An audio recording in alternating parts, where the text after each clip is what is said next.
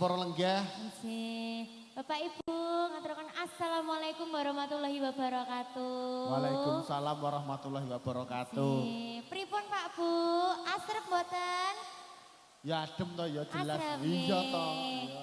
Hawane iki penak yo Mas. Hawane sejuk. Sejuk nggih, mboten sumuk nggih Mas. Menika acara pengetan kintunan donga pamuji 1000 dinten. 1000 dinten. Harta yang paling berharga saking Ibu Yatini itu ya putra lan wayahe. Putra wayahe.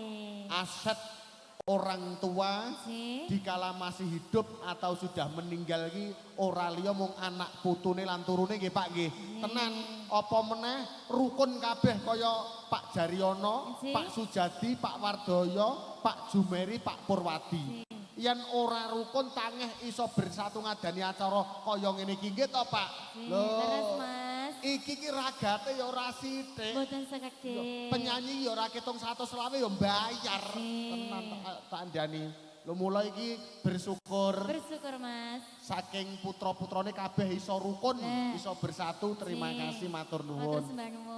To repot-repote wong tuwa yen cilik anak tekan gede diprihatinke digedhekke wayahe gede ora rukun lagi susah to nggih Pak nggih.